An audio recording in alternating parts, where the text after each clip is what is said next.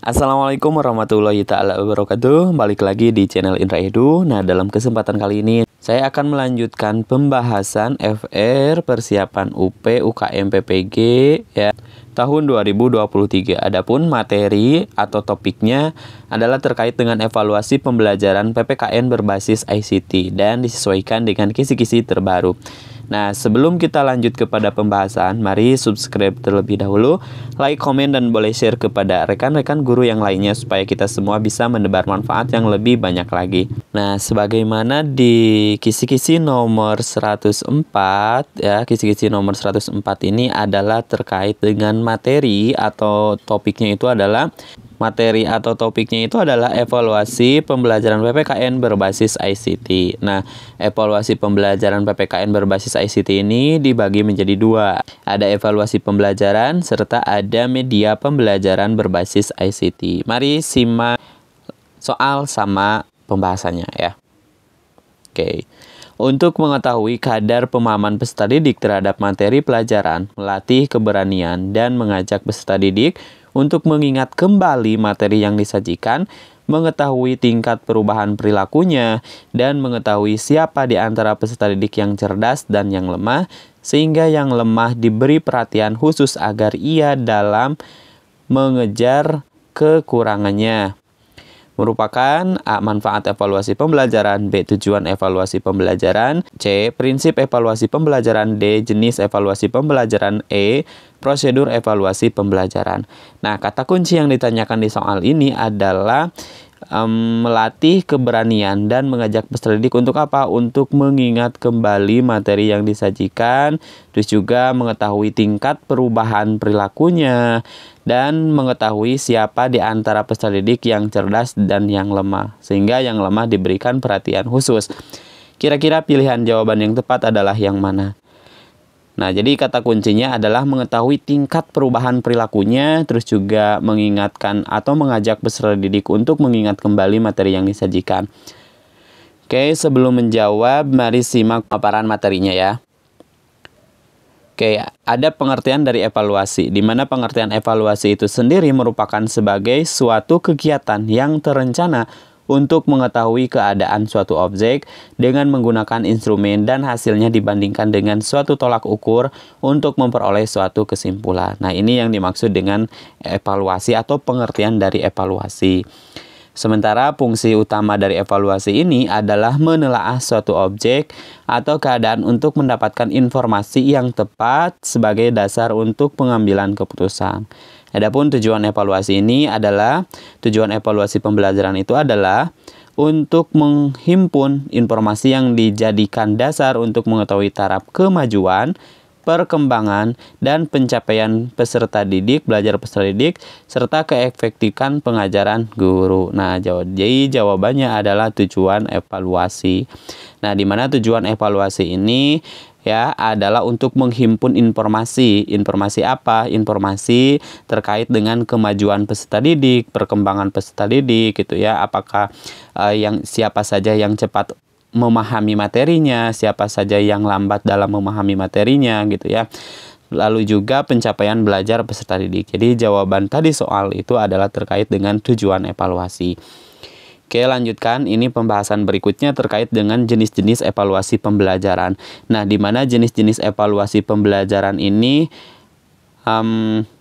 dibedakan atas evaluasi diagnostik ya. Bila ditinjau dari tujuannya, dapat dibedakan menjadi evaluasi diagnostik, selektif, penempatan formatif, dan sumatif. Jenis evaluasi pembelajaran bila ditinjau dari sasarannya itu adalah evaluasi pembelajaran dapat dibedakan atas hasil evaluasi konteks, input, proses, hasil, dan outcome. Lalu proses evaluasi dilakukan melalui 3 tahap, yaitu tahap perencanaan, pelaksanaan, pengolahan hasil, dan pelaporan. Klasifikasi atau penggolongan evaluasi dalam bidang pendidikan sangat beragam. Sangat beragamnya ini disebabkan karena sudut pandang yang saling berbeda dalam melaksanakan klasifikasinya tersebut. Itu adalah jenis-jenis evaluasi pembelajaran. Jadi jenis-jenis evaluasi pembelajaran itu bisa ditinjau dari tujuannya, terus juga dari sasarannya gitu ya. atau dari proses evaluasinya itu sendiri. Itu yang dimaksud dengan jenis-jenis evaluasi pembelajaran. Yang berikutnya ada prinsip-prinsip evaluasi. Nah, prinsip evaluasi ini diperlukan sebagai pemandu dalam kegiatan evaluasi. Jadi yang dimaksud dengan prinsip ini dapat dikatakan sebagai pemandu dalam kegiatan evaluasi. Nah, dalam pelaksanaannya senantiasa berpegang pada prinsip-prinsip pendidik, terbuka atau transparan, menyeluruh, terpadu dengan pembelajaran, objektif, sistematis, berkesinambungan, serta evaluasi harus dilakukan secara terus-menerus sepanjang rentang waktu pembelajaran, serta prinsip evaluasi yang terakhir adalah prinsip adil. Yang berikutnya ada yang dimaksud dengan manfaat evaluasi pembelajaran. Nah, di mana manfaat evaluasi pembelajaran ini tentunya bermanfaat bagi siswa, guru, sekolah, gitu ya.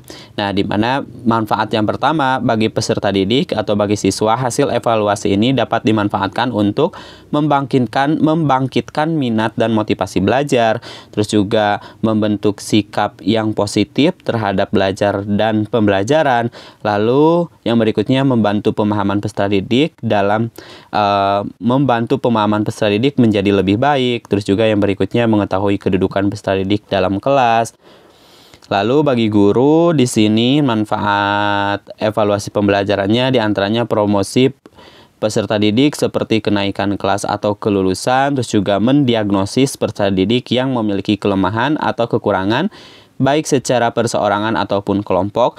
Lalu yang berikutnya menentukan pengelompokan dan penempatan peserta didik berdasarkan prestasi masing-masing.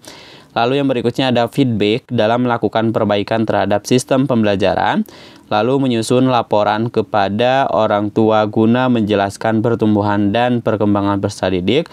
Lalu yang berikutnya adalah dijadikan dasar pertimbangan dalam membuat perencanaan pembelajaran. Dan yang terakhir adalah menentukan perlu tidaknya pembelajaran itu di remedial. Oke, yang berikutnya ada masih manfaat evaluasi pembelajaran ya. Nah, manfaat yang berikutnya adalah tentunya bagi orang tua. Hasil evaluasi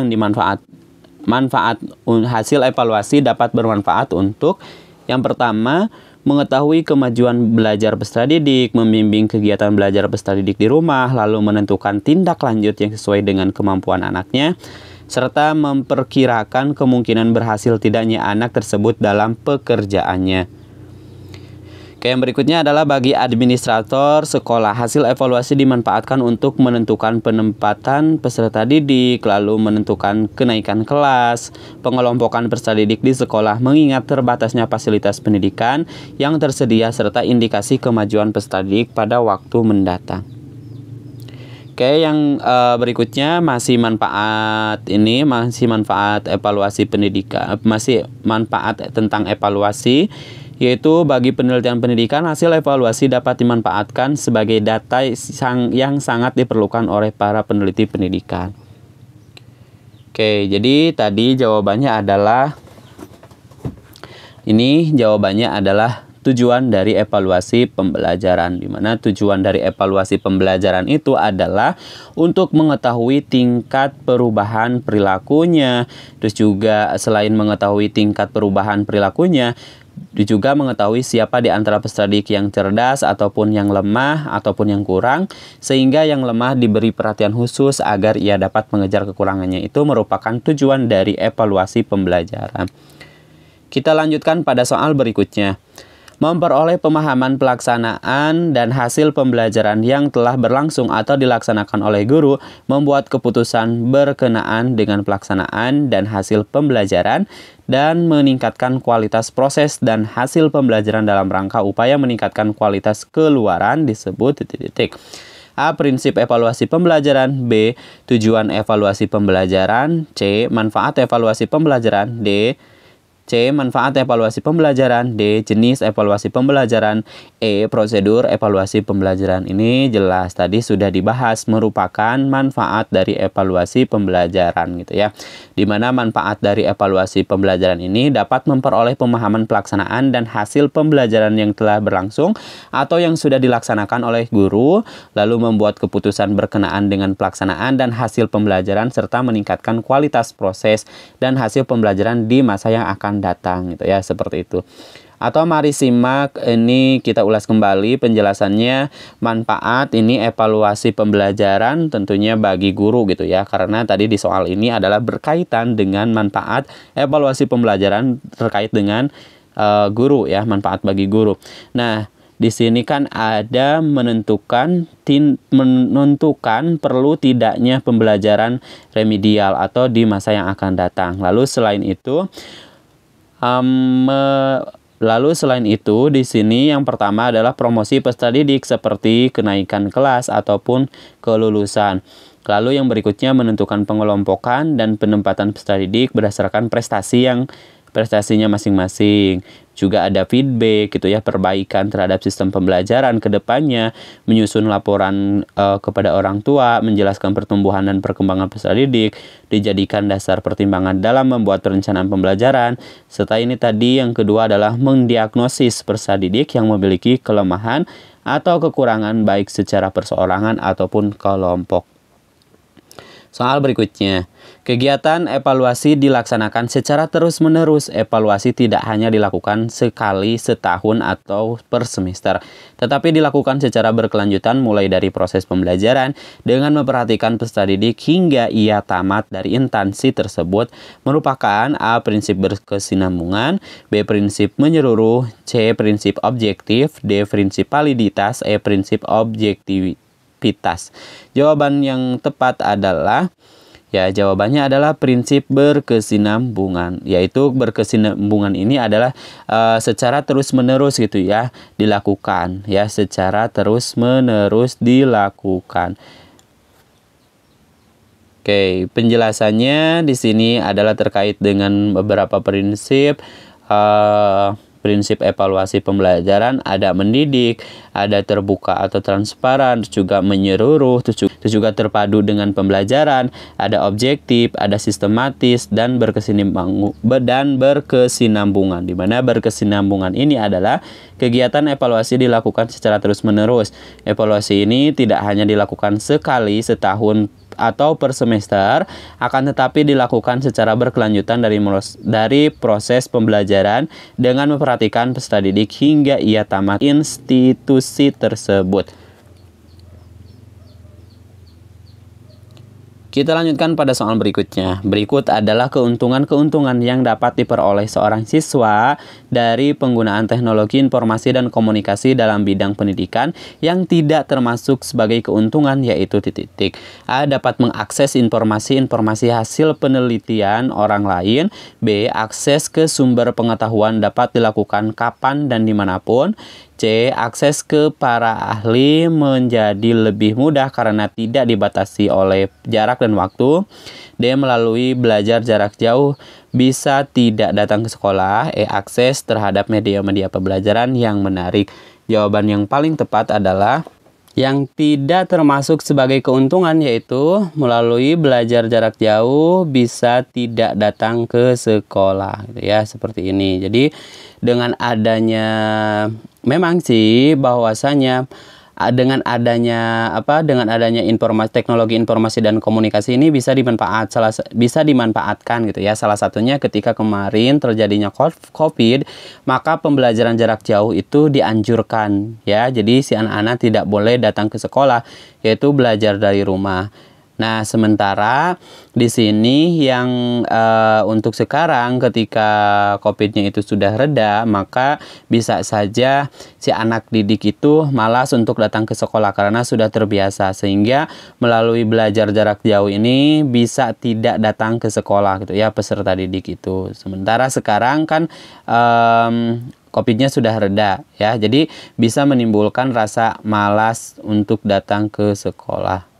Malas. Oke, seperti itu ya. Jadi ini lebih kepada analisis kita sendiri.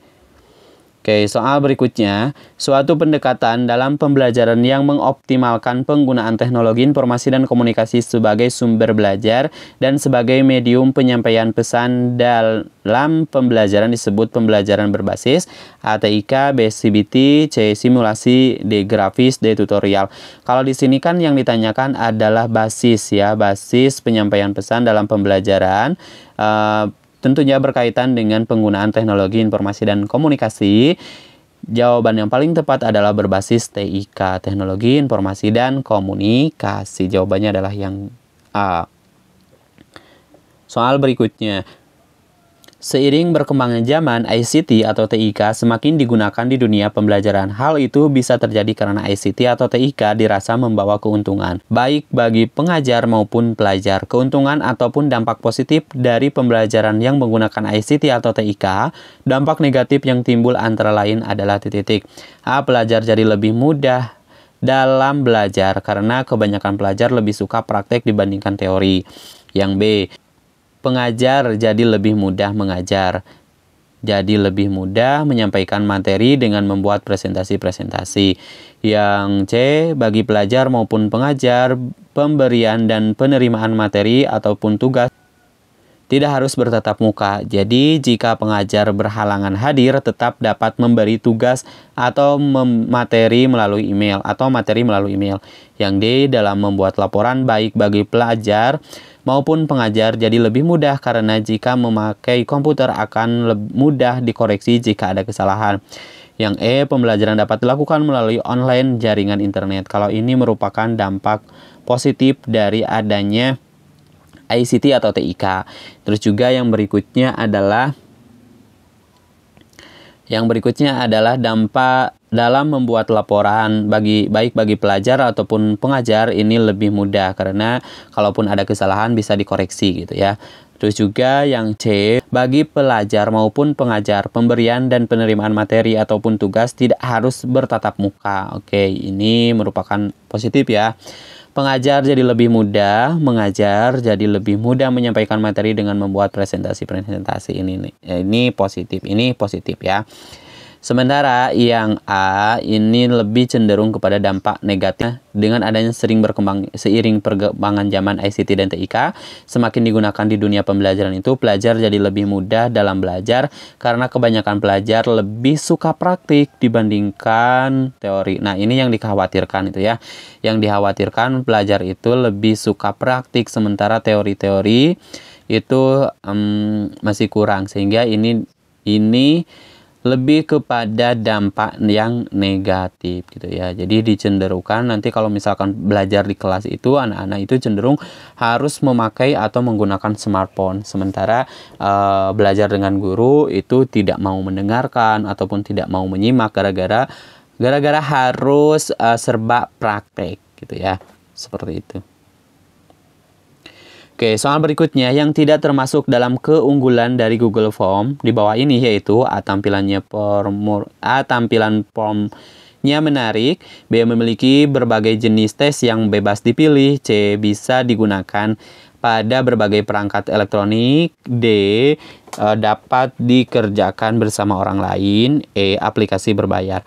Nah, ini yang tidak termasuk ke dalam keunggulan dari Google Form, di mana tampilannya formnya menarik ini bisa ya. Sementara memiliki berbagai jenis tes bebas dipilih, di sini ada tes jenisnya itu adalah pilihan ganda, terus juga ada isian ya atau esai, berarti hanya ada 2. Bisa digunakan pada berbagai perangkat elektronik, oke. Dapat dikerjakan bersama orang lain, aplikasi berbayar tentunya online itu ya. Nah, berarti yang tidak termasuk dalam keunggulan dari Google Form di sini, ini adalah kalau menurut saya lebih cenderung terbatas ya, masih terbatas. Nah, terbatas di sini kan tesnya itu tes misalkan kuis ataupun misalkan kuisnya itu adalah kuis game ataupun yang lainnya itu belum masih terbatas hanya di kuisnya itu adalah kuis pilihan ganda serta esai itu ya, seperti itu. Oke, untuk pembahasan kali ini dicukupkan sampai di sini terlebih dahulu. Jangan lupa like, komen, dan boleh share kepada rekan-rekan guru yang lainnya supaya kita semua bisa mendapat manfaat yang lebih banyak lagi. Kami akhiri. Assalamualaikum warahmatullahi wabarakatuh.